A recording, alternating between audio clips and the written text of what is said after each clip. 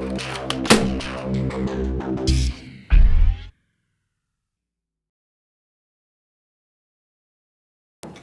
guys, thanks for watching Nerf Socom Modifications. I'm Adam, and today I'm going to be showing you how to modify the brake barrel IX-2. Today we're just going to be removing the air restrictors. So first of all, make sure all your attachments are off because those will hold it together.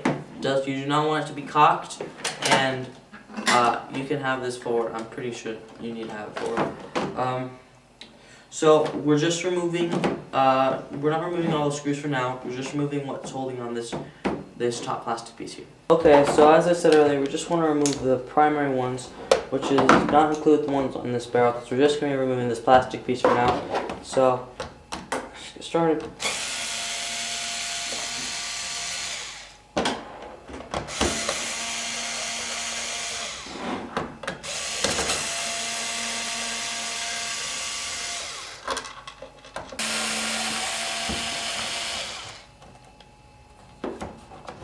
Okay, so now we're just going to pull it apart slowly. It's this plastic piece. I got a couple flying springs.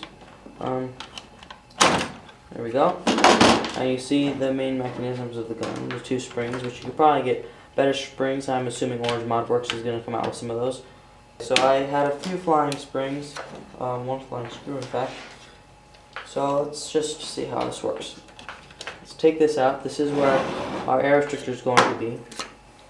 And looks like this is going to require some drilling. See, all we're going to need to drill is straight through here. Okay, so what I've done is I unscrewed this here. And now I just dropped everything. This part, this is not required for the air restrictor removal, so just move that to the side. You move, this is the trigger piece, goes here. Move this to the side, move the trigger spring to the side. I'd keep it near the trigger if I were you. Here's a little track, it looks like. Looks like it goes here or here. So this to the side. You move everything to the side. Just get rid of everything. Here's one of the the plunger catch. Move that to the side. So now to get this side off here, you need to unscrew all these here. I see like 5, 6 screws. Let's see. I'd say just remove what you think is necessary to take this out, because you don't want to take out what's not needed. Okay, so I think I've unscrewed every essential screw here. There we go. And now I'm just going to pull this up. Looks like I have some resistance here. I think it's just there we go. So I have some dropped pieces. I'll find out what these are in a minute. Okay, so I removed this piece. Now you can get this side. It's probably a good idea to keep every part with its own side. So keep this here, keep this here. This goes with this piece here. So I'll just keep it all together. So now we have the two pieces we're going to be modifying, which is these two. So on each one, it's pretty much identical. So what you want to do is get a drill out the back, right through there.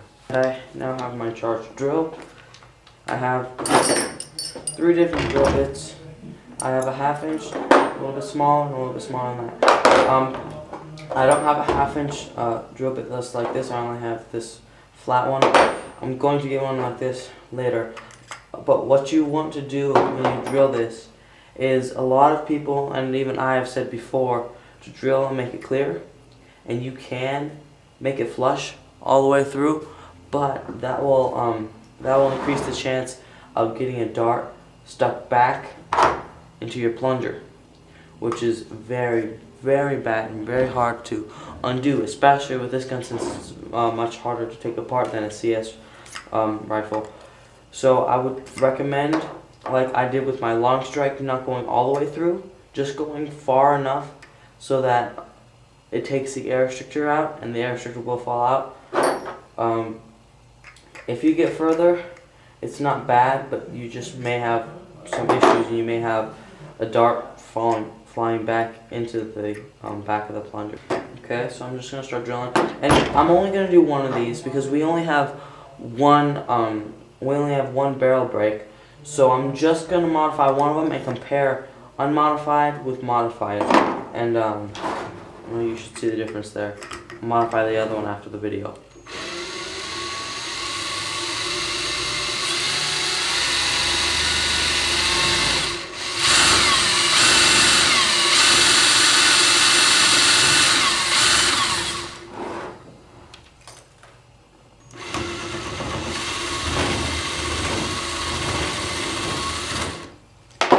There we go. Now as you see, I just got this piece out. This is the air restrictor itself. This is the air restrictor spring, and this is what holds the air restrictor into place. So you'll see I drilled through, and I just kept this little piece in here, which holds the stick thing here, and so it's still gonna allow a lot of air through. I can test it. There's no resistance at all, but that is the majority of the air restrictor remover. There's also a little hole here that allows excess air to come through. So you should definitely tape that off. What I like to do after drilling, if I need to drill to modify a gun, I will always wash it off, or just take a towel and clean it off very well, and then get some silicone just to re-lubricate it, and re-lubricate it a lot. So what I'm gonna do is just gonna re-lubricate this. Like that. And see, I'm done. Now you can just go in and out of the tube a little bit just to get it throughout. You can add more if you want after that, but shouldn't need that much. Okay, so I'm done. So what I'm going to do is I'm going to add the, I'm going to put this back, and I'm going to put this in the back part, because I'm going to have to take this apart again later. So I'm going to put this here. And that's just where it goes. It goes right here. And you make sure you line the slots up. See, so I'll show you. This piece here, obviously this is gonna face down. This little hook here is gonna face up, so it can get stuck in here. So you want to get this piece in this little channel here. You'll notice that if I put the modified one in, just like this, that it doesn't fit very well. It seems like this is being pushed up, it's twisted. If I put the unmodified one, which is the other side of the plunger, in, like this, it fits just fine. It doesn't slide out or move at all. So this is the plunger tube I want. So I'm going to switch these around real quick, because I do want this side, my modified side, to be the second one shot, which is this side. This far one is the second one that is shot. So I'll just stick that in there. It fits in fine. Notice also that one side of the spring is larger than the other. It's like a little cone. You might not see it here, but the smaller side needs to go against the plunger tube. The larger side needs to go against the gun itself, because otherwise everything is going to slip. So you want to go this way. So let's stick this on as well. Just right in there. And you can, if you want, you can just pop it up and put it on. I'll do that. You'll notice I did put these back in here. You want to put these on the trigger. It goes like this. Goes here. Okay, so these two screw holes here, these actually aren't screw holes. They're the tracks for these things here. They're not really tracks. They just hold it in place right there. So the back long part of this goes far in the back. You have to go like this. This doesn't move much, but it just goes like this. Stick this on here. If you notice this black thing, if you have trouble with this piece here going on, you can unscrew it, and it's a lot easier to put it on without putting it on with this part. I just do them together because I have no trouble. There we go. Just fit it in there.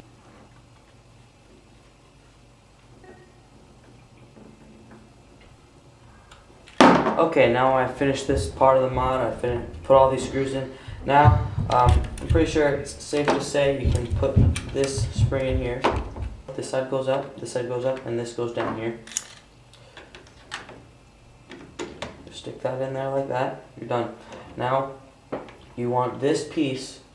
First, before you do anything, you want to push this in real quick, just so it is out of the way. You can pop it back out by hitting this. It's just the way they built it. So I'm taking the trigger out because it's a little easier to put this piece in before you put the trigger in. It doesn't really matter though. Let's see. So you put this in here, You want to align this here with the hole right here, corresponds with it, and then you want to put this in here, and you want to make sure this catch goes right in the slot right there, and just put it down. And what you can also do, which will make it a little bit easier, is take your screw for this side and screw it into this side of the gun. So I'm just screwing this side in here so it will stay on. Now I can put my trigger assembly back, and this here. This here is what you'll hear when you cock the gun. You'll hear it winding. That's what it does, is it winds back, and then when it gets a certain amount back, it'll push it up, and then it'll hold it up so you can push it forward. So, just getting this stuff in here. So, when you put this in, this trigger, you want to make sure this goes in here. You want to make sure this goes on top of here, and you want to make sure this goes right here. So you need to make sure you get it in just perfectly. So I like to get the front in first. Then you have to position this little plastic piece here. Now you can put the trigger in place, which it kind of already put itself in place. See, now it works just as it should. Now you want to put the long spring in there, right there. And then you also want to put this spring in on the other catch. It's right here.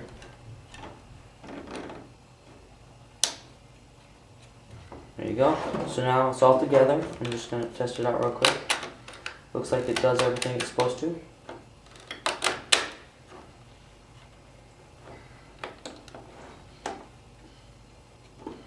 Okay, so what I'm going to do is I'm not going to shoot it right now. You can just do this a couple times to make sure it works.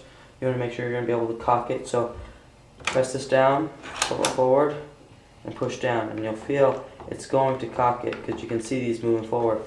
The problem is when it's open, it's going to be a lot harder to cock because this thing is loose.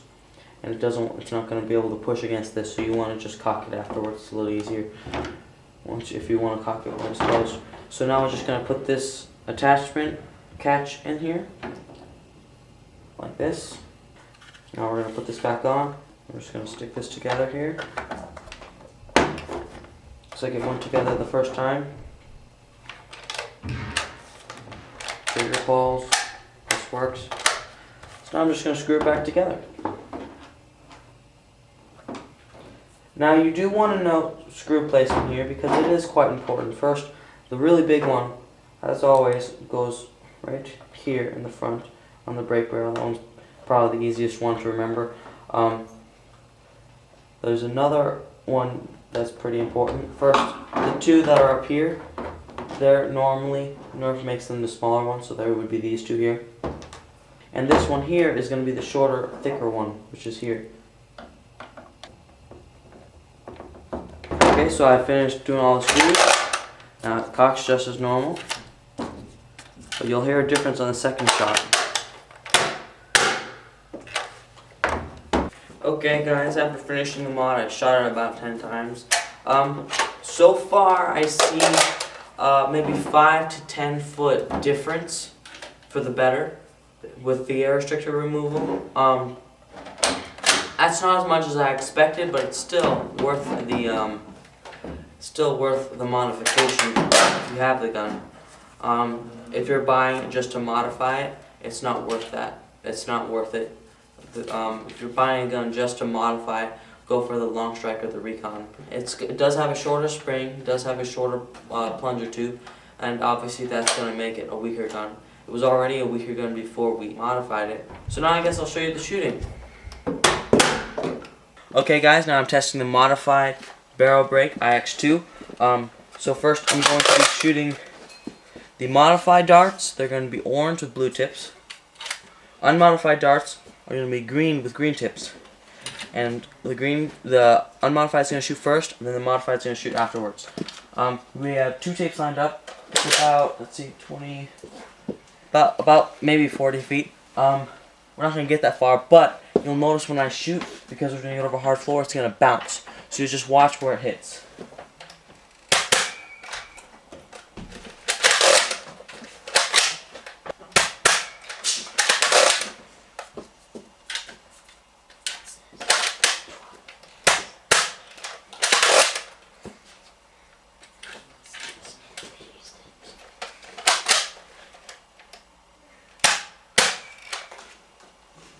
Let's go see what happened.